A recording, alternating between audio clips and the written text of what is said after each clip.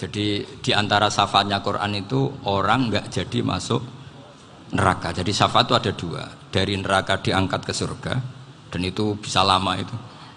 Tapi kalau syafaatnya Quran itu yang belum masuk neraka supaya nggak jadi masuk neraka. Karena neraka juga punya aturan, dia juga kena aturan fikih. Jadi, loh betul ini, saya ada guyon. Jadi kena konstitusi apa? Fikih. Sama tak ceritani syafaatnya Quran itu ada orang itu beling itu fasik. Itu dia hafal surat Tabarok. Hafal betul. Tabarakalladzi biyadihil mulku wa huwa ala kulli syai'in qadir alladzi khalaqal mauta wal hayata. Pertanyaannya gini, boleh enggak orang menginjek surat Baqarah? Boleh enggak? Enggak. Padahal orang hafal Quran itu artinya ayat itu ada di hatinya. Fa inna wa ta'ala la yu'adzibu qalban wa al-Qur'ana. Allah tidak akan menyiksa hati yang menyimpan Quran, yang jadi flash disknya Quran, yang jadi rekaman Quran. Singkat cerita orang ini hafal. Pas ketemu Mungkar Nakir prosedur kan, ini orang fasik mau diantemin sama Mungkar Nakir. Prosedur ya, dia kan prosedur standar. Si surat Tabarok akhirnya menjelma jadi seseorang yang gagah berani. Kamu nggak boleh nyiksa orang ini. Saya ini kalamullah. Kalau kamu nyiksa dia berarti nyiksa saya. Kamu berani sama kalamullah. Wah ya tidak berani jadi Mungkar Nakir. Tapi orang itu nakal, harus saya gebukin. Tapi kata Quran tadi, tapi saya di situ pasti kena saya. Oh debat, nggak ada lajnahnya, ini nggak ikut. Kalau Gus Wirjon ikut jadi lajnah. Kalau jadi lajnah pasti kroninan. Kalau santrinya dimenangkan nanti. Akhirnya debat. Ya sudah kita ketemu Allah. Akhirnya Mungkar Nakir sama Quran tadi surat Tabarok datang sowan sama Allah. Terus kata Allah, memangnya kenapa Mungkar Nakir? Saya harus nyiksa dia karena dia fasik ya Allah. Memangnya kenapa surat Tabarok?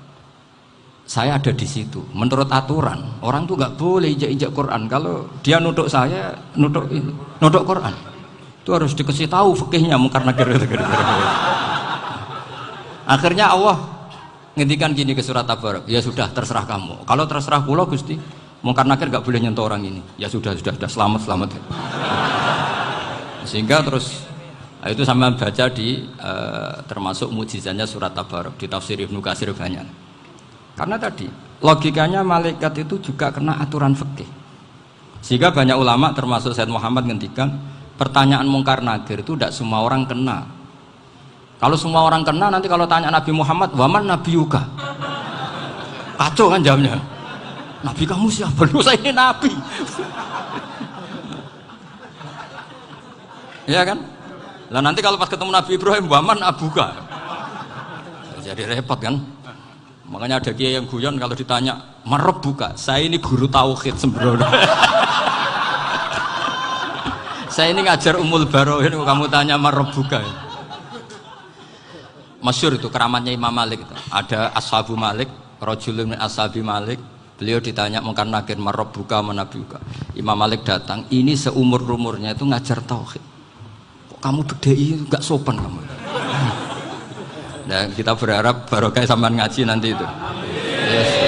Malaikat itu anak sungkane gitu. Jadi itu ada. Dan saya meskipun guyon itu serius. Bedanya orang alim sama ndak itu di situ.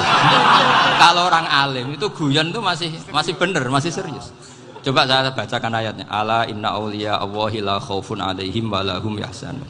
Terus lahumul busyra fil hayatid dunya fil akhirah. Artinya kalau Mungkar Nakir dengan penampilan garang gitu, berarti ada ketakutan apa enggak? Ada, padahal ciri utama walinya Allah tidak ada ketakutan. Makanya itu termasuk dalilnya Sayyid Muhammad, tidak semua orang alami seperti itu karena wali-wali itu la khaufun alaihim wa lahum yahzanun. Wah anak kiai ketemu karena kerja buat tidur wedek. Iku dresege ora kok pertanyaan tok, nak konan santri piye? Lho isen wis kiai dihanjuti Mungkar Nakir. Malu gak kira-kira?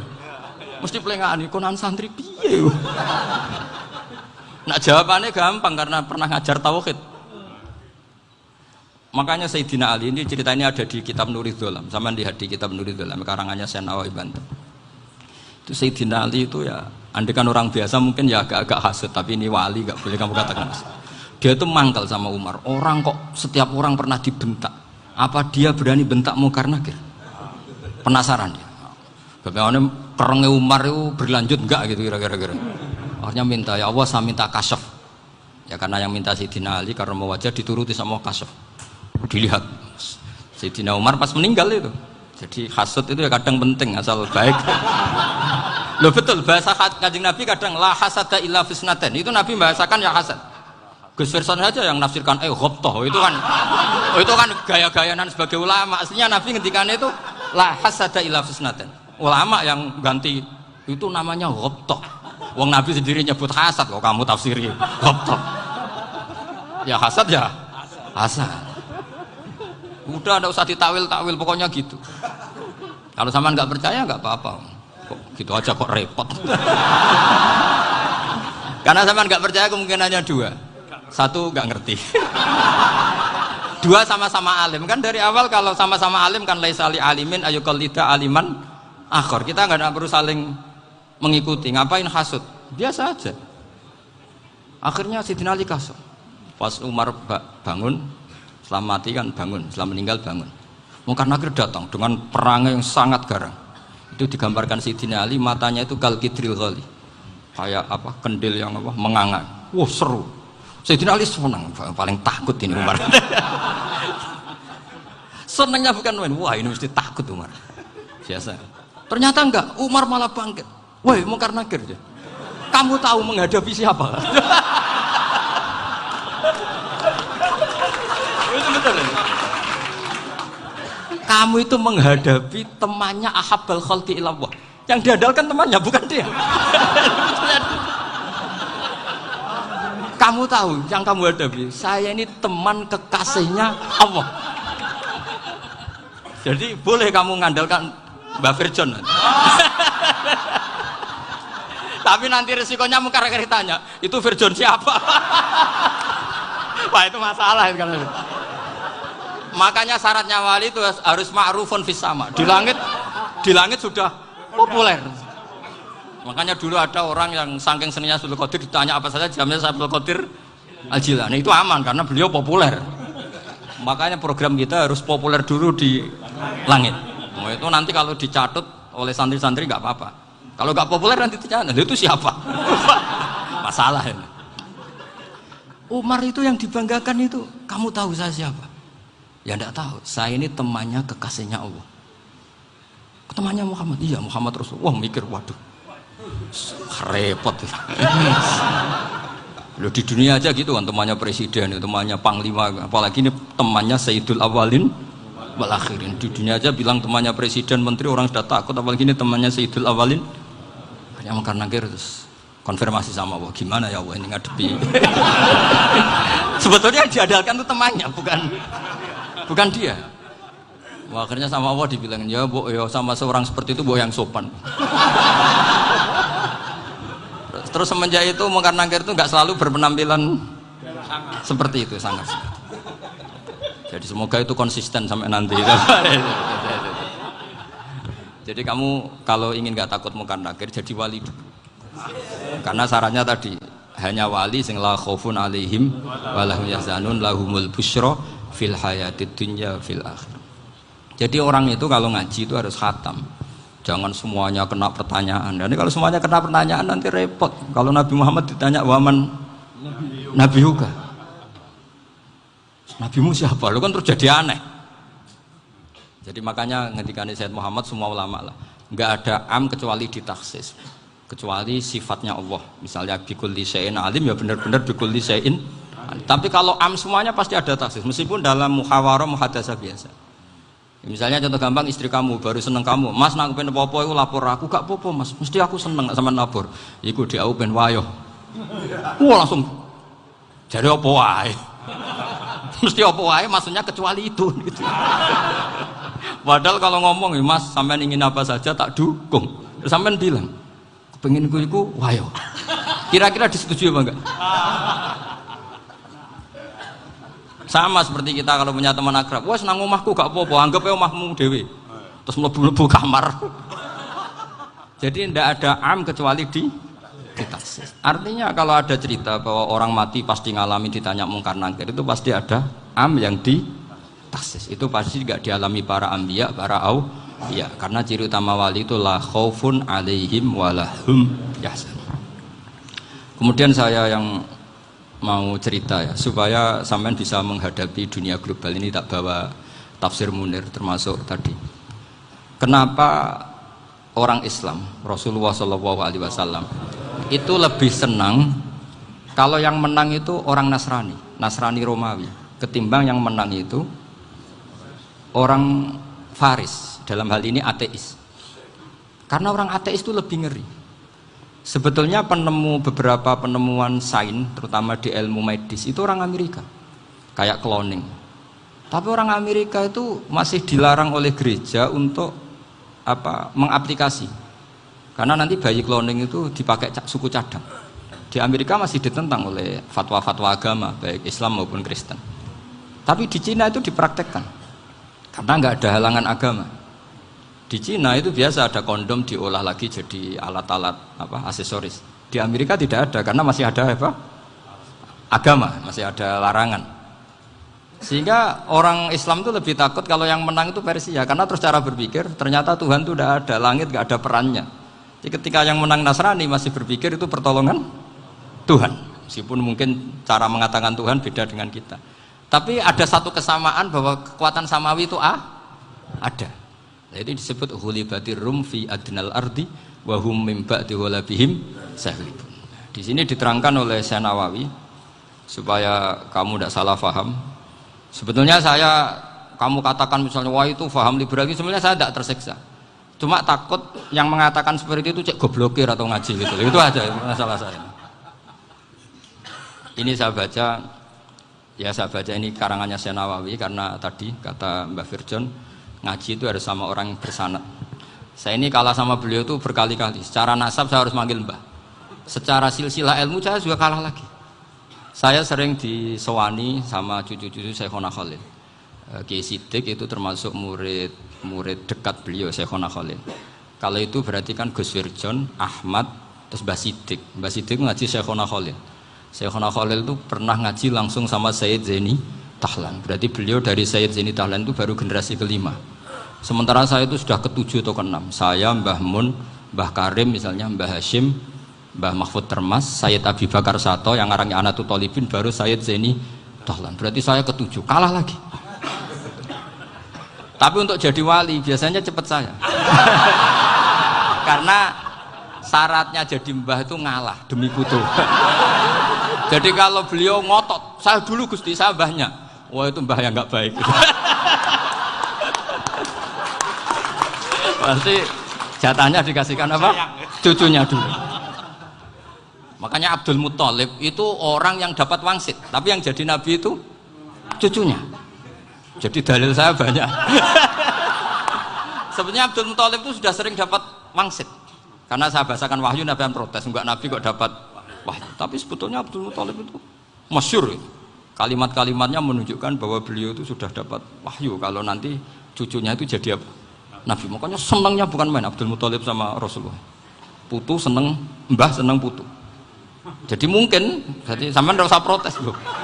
Yang jadi wali kok cucunya. Dulu betul. Dulu Mbah Hamid Pasuruan itu kalau Mbah Ahmad Siddiq ke sana, Mbah Hamid Pasuruan kalau manggil Mbah Ahmad Siddiq itu paman. Tapi pamannya minta ijazah ke ponaan. Apa ya gara-gara itu memang. Kalau itu masih berlaku apa? Ngalah tadi. Kayaknya masih apa? Hawane masih. Hawane masih. Karena melihat tren-tren langit masih gitu kayaknya masih. Masih itu. Ya, tapi mbahnya tetap dapat jatah, tenang saja nanti. Tapi memang sebaiknya mbah itu legowo. Rasulullah Muhammad SAW itu terkenal min dzurriyyati Ibrahim. Tapi kata Rasulullah, ana dakwatu Ibrahim wa bisyaratu Isa. Aku nganti ngene iki barokah dongane Nabi siapa? Ibrahim. Jadi dongane Nabi Ibrahim nggih tiba teng putu. Jadi banyak bukti bahwa jatuhnya ke putu gitu. Tadi saya di kamar sama beliau berduaan. Nih Mbah sing dadi wali di sini, aku wae Mbah. Cocokan tadi. Nah, kenapa saya akhir-akhir ini gulirkan daftar wali? Kenapa? Saya ini resah ya, orang sudah ingin dicintai pejabat, dicintai tetangga, dicintai teman.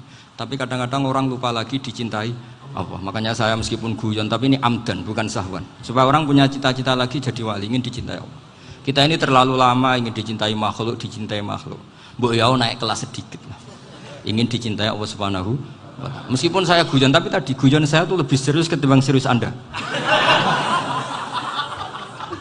Karena tak pikir. Saya tuh kalau pergi itu seneng ngebis, bukan karena saya tidak punya mobil, tapi saya sering mau butuh itu supaya nggak diganggu. Karena saya tuh harus punya waktu sendiri.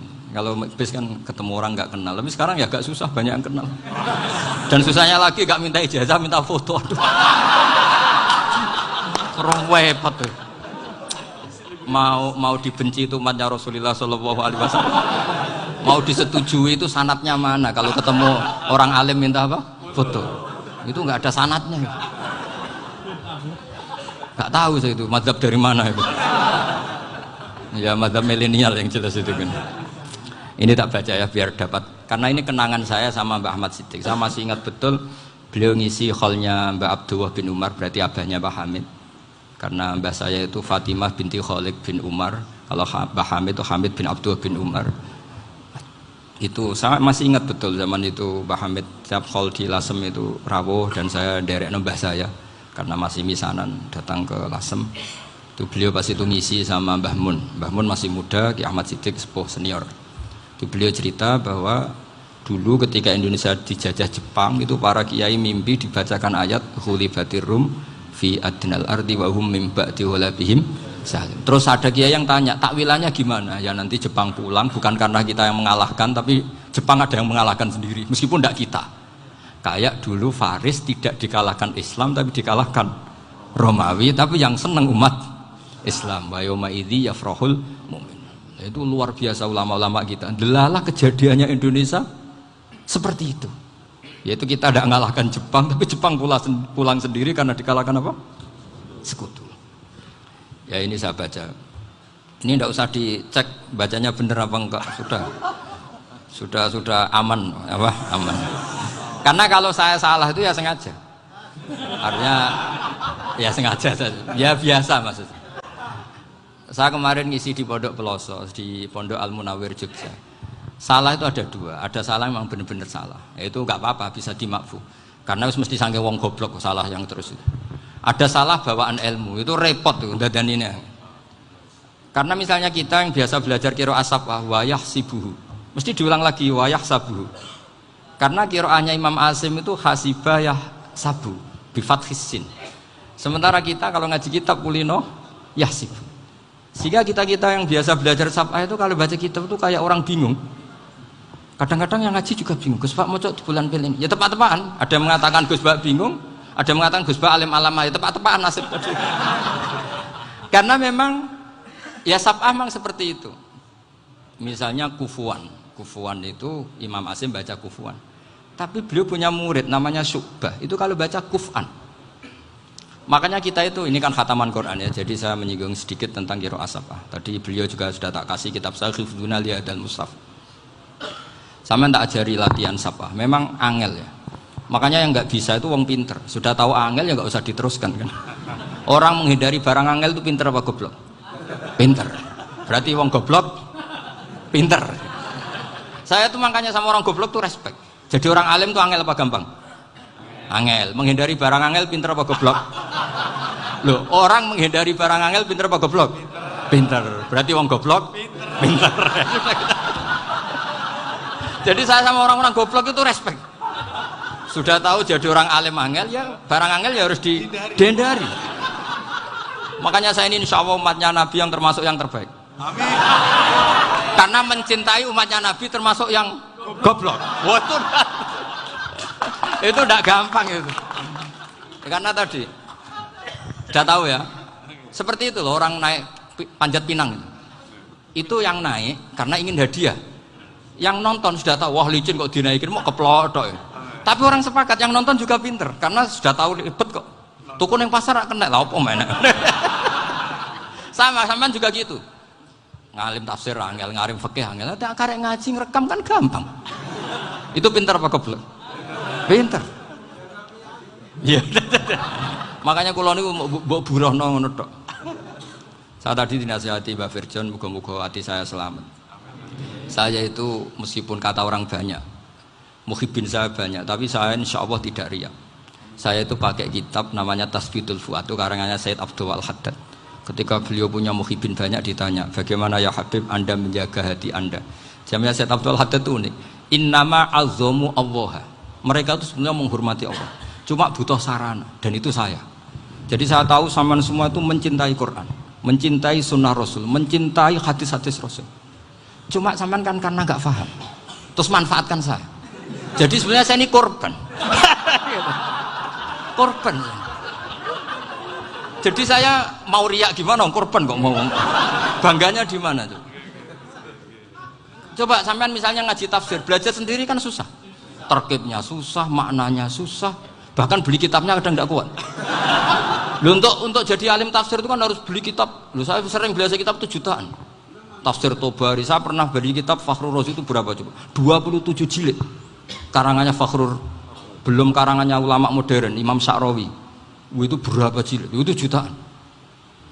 Saya kemarin juga dihadiahi kitab Pak Quraish Shihab namanya Faidul Bari fi Syarhil Bukhari. Pak Quraish Shihab yang terkenal. Dia sering diskusi sama saya. Saya ngasih hadiah beliau ngasih hadiah saya. Oh itu harganya enggak kuat. Dadak kuat kadang di Indonesia enggak ada coba. Dan sama orang hebat menghindari kesulitan itu. Nah, kesulitan itu sebab ngaji ikut, kalau nggak paham dirukokno rekamannya sudah gitu. Pinter mana sampean sama saya? Pinter sampean kan? Bikin sosis susah, beli aja kok repot kan. Nah, makanya nggak boleh orang bilang, wah itu goblok reso tafsir itu wong pinter. Makanya nanti kalau saya ketemu Nabi tidak termasuk orang yang mentahkir orang Islam. Kafabil mari isman ayah kira akhahul muslim. Jadi cukup orang itu dosa kalau menyepelekan orang Islam, termasuk darani sampean goblok itu dosa. Caranya enggak darani goblok ya tadi di logika tadi. Alim itu angel. Ngendari angel itu pinter. Berarti wong bodoh. Pinter ya sudah gitu. Tapi tetap bodoh. Tapi ini satu cara untuk saya respect gitu. Coba orang yang ngaji tafsir saya banyak, mungkin ribuan. Itu sebetulnya mencintai Quran. Karena Quran adalah kitab suci yang panduannya umat Islam. Sangat mencintai Quran. Terus kemudian mereka nggak paham. Terus mencari orang yang memahamkan. Burono lah cara jawabannya. Terus keren saya itu di mana coba? Lah terus mereka kurang ajarnya gini, kalau paham itu ya alhamdulillah paham. Kowe nak ngaji Gus Bae ngono tok. Tapi nek ora paham, ora nyalano akal. Mari Gus Bae nerangno cepet, mulane gak paham. Ora kok nyalano teke sing lelet. Maksud kan masyaallah naudzubillah tenan. Sebetulnya tingkat kurang ajarnya tinggi Gus sebenarnya. Jadi kalau nggak paham itu kadang nggak nyalahno uteke. Kayak mau misalnya, mau mari mikir ra jelas. Padahal misalnya jelas ora mesti paham berdua. Paham? Jadi kata Said Abdul Haddad, innama azzamu Allah. Sebenarnya mereka itu sangat menghormati Allah. Makanya kita nggak perlu mengatakan wasilah itu kafir, nggak akan. Karena orang tawasul sama Rasulullah itu ingin dapat ridhonya Allah lewat orang yang dicintai Allah. Kita mencintai wali sebenarnya, wah itu kekasih Allah. Kita mencintai itu karena mencintai Allah. Sama seperti gini, kamu mencintai kangkung apa enggak? Sebenarnya sama sekali enggak. Tapi kamu ingin sehat, ada asupan gizi. Kamu ingin tubuh kamu sehat, butuh asupan gizi. Kemudian kamu makan kangkung. Apa terus kamu cinta kangkung kan enggak? Cinta kesehatan kamu sama. Orang yang mencintai saya sebenarnya ingin kepuasan rohani. Saya kan termasuk kiai yang torekonya gampang. Ini swarga kan akhirnya penggemarnya banyak. Coba kalau kamu ini neraka. Jadi sebetulnya Anda mencintai kepuasan Anda sendiri. Nah, saya ini korban. Makanya untuk masuk surga cepat saya, korban itu cepat. Da'watul mazlum la turaddu kan gitu. Laisa bainahu wa bainallah hijab. Jadi saya kalau donga langsung seret langit. Karena mazlum. Saya sinau tafsir itu, Pak, sampean bayangkan ada tafsir itu sudah 27 jilid. Sing ngarang Fakhrur Razi itu bulatnya bukan main. Karena dia ahli filsafat. Bulatnya Masya Allah. Sudah gitu sinau Jalalain kadang dikomen oleh Sawi. Sudah kita percaya Jalalain jebule dibuli Sawi. Percaya Sawi dikandani, "Oh iku Maliki rasa ribet." Sudah gitu sinau Qurtubi, sinau tafsir Tobari itu susahnya. Belinya susah, belajarnya susah. Padahal saya punya keluarga, punya istri, punya anak. Bayangkan kalau istri saya rewel kayak istri sampai. Wah itu. Tapi alhamdulillah enggak. Sama sekali enggak. Allah sudah milihkan, wah ini bahaya kalau punya istri rewel. Imam Sibawai itu kitabnya banyak, tapi yang terbukukan hanya kitab Sibawai. Karena beliau kalau sudah belajar lupa istri. Hanya pas beliau di pasar, kitabnya dibakar semua sama istrinya. Karena dianggap saingannya. Ternyata yang dicerai tidak kitabnya, malah istrinya. Itu Imam siapa? Sibawai. Tapi alhamdulillah kitab saya nggak terbakar, aman. Saya teruskan ya. Jadi untuk menjaga riya dilatih innama azzamu Allah. Sebenarnya mereka itu menghormati Allah. Sehingga wasail-wasail itu sebenarnya nggak pernah jadi subjek pelaku utama enggak. Tetap Allah. Sebab itu kata Sayyid Muhammad, kamu kok mengatakan wasilah itu kafir itu gimana? Ketika innallaha qad ba'atsa lakum taluta malika. Talut itu ya manusia. PD-nya itu apa? Inna ayata mulkihi ayyatiyakumut tabut fihi sakinatum mir rabbikum wa baqiyatum mimma taraka alu Musa wa alu Haruna tahmiluhul malaika. Jadi beliau PD itu kalau bawa sunduk semacam peti sakti, sing di situ ada baqiyatum mimma taraka alu Musa wa alu Haruna tahmiluhul malaika.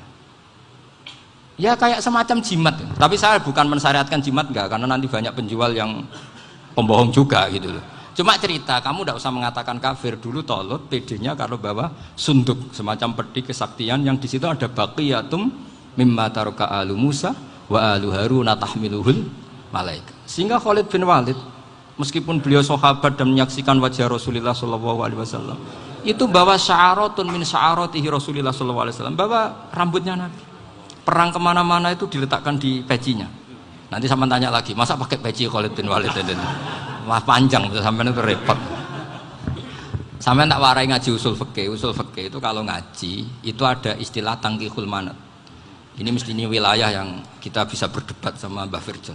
Dulu itu musuh saya karena saya makili Anwar, beliau makili Peloso. Tapi tahu-tahu kalah tua terus saya mengundurkan diri. Di fikih itu ada istilah, ada tangkihul manat, ada tahqiqul manat, ada tangkihul manat. Tangkih itu kira-kira gini, lafadz hadis itu dibuang sekian untuk tahu bahwa itu madarul hukmi. Misalnya gini, tak beri contoh paling gampang. Saman harus paham, kalau nggak paham nggak pinter-pinter. Ja'a a'rabiyun ila Rasulillah sallallahu alaihi wasallam. Ya karena ini menghormati Mbah Ahmad Siddiq, saya orang alim, jadi ngaji ini tetap ada suasana alim. Ya harus ada suasana alim. Nggak perlu jadi orang alim tadi, susah. Sudah ngindari susah itu pintar. Sudah itu aja. Jadi orang alim susah, ngindari barang susah pintar. Berarti orang tidak alim pintar. Nah, meskipun tetap sudah kita itu pegangi sampai mati nanti. Loh, jadi orang alim itu repot. Itu kata Imam Ghazali, kalau orang alim kalau mau masuk surga itu sama Allah nggak boleh. Kif, kamu nggak boleh langsung masuk surga. Coba cari umat kamu, syafaati dulu. Nah, saya takut nyari sampean nggak bisa kembali. Saya tidak punya rencana itu. Pokoknya mau masuk. Golek sampean kuaduan, aduan balik raroh dewe, wah repot nanti saya. Berat jadi orang alim itu berat. Ya saya teruskan ya. Ada tangkihul manat. Ja'a a'rabiyun ila Rasulillah sallallahu alaihi wasallam. Faqala ahlaktu wa ma ahlakaka qal waqatu imraati fi nahari Ramadan. Ya sidang saya ini rusak ya Rasulullah. Kenapa? Karena saya menjima istri saya fi nahari Ramadan. Terus kata Nabi, kamu harus bayar kafarah. Napa Nabi kafarah? Puasa 2 bulan. Wong baru 1 hari aja terjadi gitu kok disuruh puasa 2 bulan. Ya tidak kuat ya Rasulullah. Baru berapa hari saya puasa aja kecelakaan seperti itu. Apalagi kalau sampai 2 bulan. Tidak ya Rasulullah. Ya sudah kalau gitu kamu pertama ngasih makan apa? Itku rokobah kan, pertama merdekakan budak. Tapi kan sekarang nggak ada budak makanya. Terus sekarang langsung puasa. Wah ini nggak bisa semua. Ya sudah ngasih makan orang 60. Kasihkan siapa ya Rasul? Ya orang fakir. Saya ini paling fakir. Di kampung saya ini orang paling fakir. Jadi mulai dulu orang fakir itu hubungan suami istri itu paling lancar. Mulai dulu. Makanya orang fakir itu anaknya banyak. Karena hiburannya hanya itu. Wong Ramadan aja. Coba mau ke ATM nggak punya uang, mau antri di bank nggak punya, mau apa coba? Itu mulai dulu. Ini sanatnya mutasil. Wah, akhirnya sudah sanksinya kan tadi ya itqu raqabah atau puasa 2 bulan berturut-turut atau ngasih makan 60 orang miskin. Lalu kata ahli usul fikih, kata a'rabi dibuang, nggak menjadi catatan hukum. Orang kota pun kalau melakukan itu juga kena sanksi yang sama. Imro'atau juga dibuang. Andai kan itu dilakukan untuk amatnya juga ketentuannya sama. Nah sekarang perdebatan antara Imam Syafi'i dan Imam Malik begini. Sekarang pertanyaan gini, jima istri itu hukumnya boleh apa haram? Boleh kan? Lalu kalau ada orang tanpa udzur kemudian makan siang-siang, cara Imam Malik hukumnya sama, harus kena sanksi yang sama. Karena sama-sama hadku hurmati Ramadan bi ghairi udzrin syar'iyyin. Sama-sama merusak hukum Ramadan tanpa udzur syar'i. Lo jima itu tidak zina. Kan hukumnya jaiz. Nah, sekarang makan hukumnya jaiz, harusnya juga kena ketentuan yang sama. Cara pikirannya Imam Malik. Nah, alhamdulillah Imam Syafi'i gak setuju. Wah, cara setuju repot. Bahkan orang-orang Syafi'i sudah punya khilaf, kalau gitu minum dulu. Iya, biar gak kena. Iya, biar iftarnya pakai minum. Setelah minum baru jima kan. Ini sudah menyiapkan khilafnya. Ini khas Syafi'i ini, bongsong rekayasa hukum. Nanti bisa belajar jauh cara ngakali hukum. Makanya guyonan yang masyhur Gus Dur itu gitu. Ada seorang kiai atau Gus lah, ya punya salah, namanya manusia kan punya salah, entah cangkruk entah apa, pokoknya punya salah. Ada wartawan yang ngiranya semua kiai itu orang suci, sehingga tanya sama Gus Dur, Gus itu ada kiai kok, ya pokoknya salah lah. Tapi jangan bayangkan dosa besar, enggak, kecil-kecil aja. Itu gimana itu? Padahal kiai kan orang suci. Jawabnya Gus Dur lucu. Ya justru yang boleh salah itu para kiai. Kalau kamu nggak boleh. Loh, kok bisa Gus? Karena mereka tahu caranya tobat. Repot. Kalau kamu nggak tahu caranya.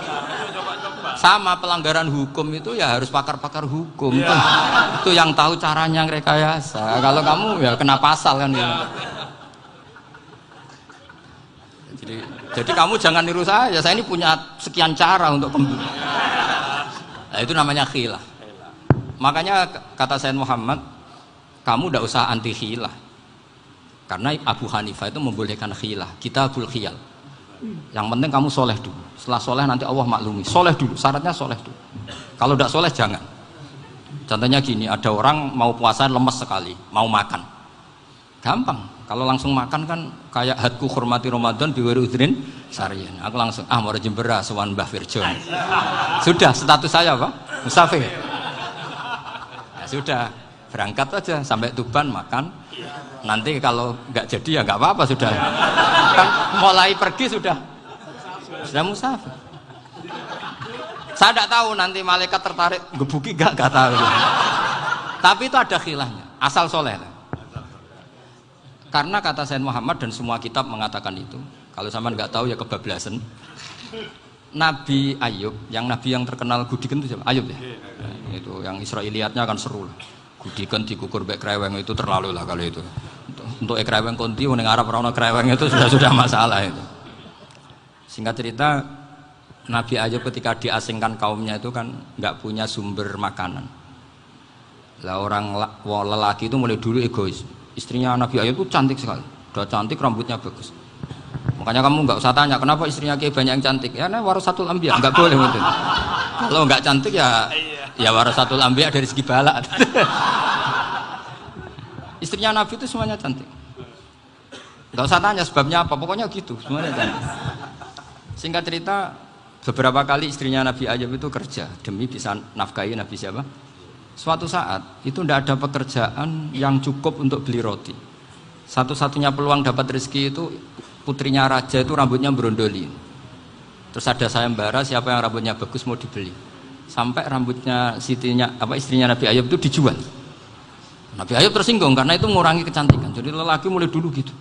Udah nggak urun kalau istrinya nggak cantik itu komplain. Itu khasnya lelaki. Jadi kalau kamu gitu ada sanatnya juga, tenang saja ya. Komplain ya pegawaian itu. Saking mangkelnya Nabi Ayub terus ngendikan la adriban naki mi'ata sautin. Kamu akan saya pukuli dengan mi'ata sautin atau dengan 100 cambuan. Atau mi'ata dikhfin atau mi'ata apalah sesuai konteks zaman itu. Engko nak muni pecut tuku konti kok ribet lagi.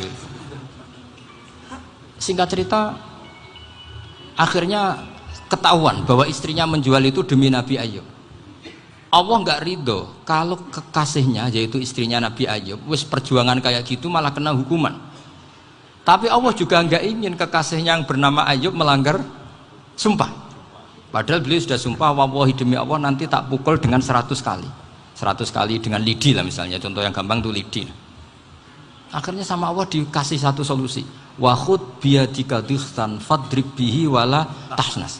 Ya sudah, lidi itu ikat jumlahnya 100. Terus pukul sekali saja. Anggap saja sudah 100. Iku pangeran sing wari ngakali ngono iku pangeran. Tapi syaratnya soleh. Syaratnya soleh. Jadi kalau kamu anti khilaf berarti anti ajarannya Allah di ayat itu. Wa khud biyadika dikhtan fadrib bihi wala tahnas. Itu dulu ada, ini cerita di Ithaf. Ini cerita terakhir. Ini sudah, teman jangan nama sudah. Terus pengumuman tadi yang nggak pernah sepuh ngutang saya itu haram tadi. Karena tadi saya punya kewajiban di rumah yang bisa menggugurkan ya kewajiban yang lebih besar. Lebih besar itu ya tadi bisa pernah guru, pernah sepuh. Yang jelas nggak umur. Umur sampean menangkap itu. Tua-tua serepot itu. Ada raja itu ganteng kaya, senengannya nikah perawan cantik. Oh, itu semua kampung mesti kenal. Mungkin digilir atau gimana pokoknya. Suatu saat ada pemuda suka sama perempuan yang di kampungnya, cantik sekali. Kemudian pemuda ini ternyata pekerja di kerajaan itu. Tiap hari ditanya, wah itu yang di kampung yang cantik siapa? Mau saya nikahin gini. Wah bahaya ini saingannya raja. Jadi yang dibidik pemuda tadi itu saingannya. Si raja ini orang yang namanya raja kan gengsinya tinggi. Kaifatang kihuha wa qad ra'aitu qad qabbalaha rajulun. Kok mbok nikah piye? Saya itu pernah melihat dicium lelaki. Wah, gak mau. Gak gelem wis kadung ditambung lan wa qad qabbalaha rajulun. Saya pernah melihat sendiri qabbalaha rajulun, dicium oleh lelaki. Wah, sudah gak minat raja langsung gak keren. Suatu saat pemuda tadi nikahi perempuan itu. Rajanya marah-marah, kamu lelaki gak punya harga diri gini. Gak punya selera, gak punya harga diri, sudah pernah dicium orang kok tetap dinikah. Terus bilang ke raja, ta'rif manir rajul, lelaki itu siapa? Abuha. Kamu tahu lelaki itu siapa? Sopo? Abuha.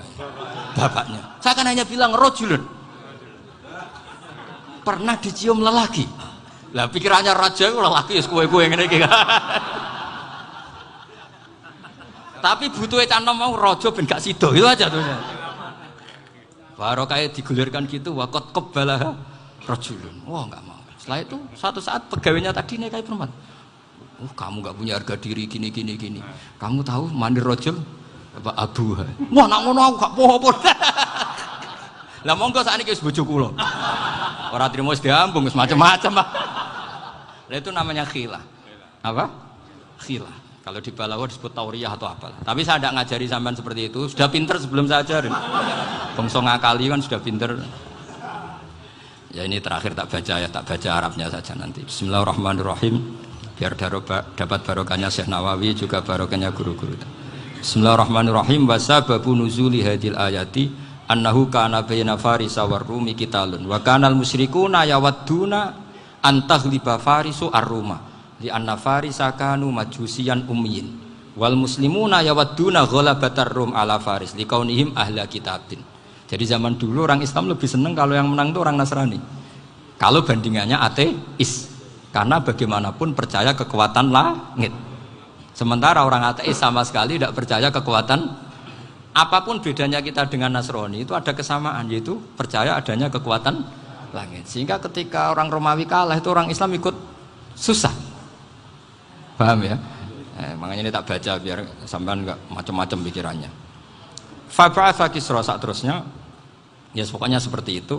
Akhirnya Rasulullah SAW berdoa lebih seneng yang menang itu Rom karena ahli kitab. Artinya apa? Kemenangan ahli kitab adalah kemenangan makhluk atau hamba Allah yang mentautkan kekuatan kita di bumi dengan kekuatan langit. Makanya saya berharap selain kita ikhtiar medis, kita harus memperbanyak istighfar. Bagaimanapun semua itu dari Allah Subhanahu wa Ta'ala. Kita menghormati negara dengan ikhtiarnya, tapi saya mohon sekali kita juga istighfar, karena semua itu juga ditentukan oleh Allah, oleh langit. Ya, saya kira demikian. Assalamualaikum warahmatullahi wabarakatuh.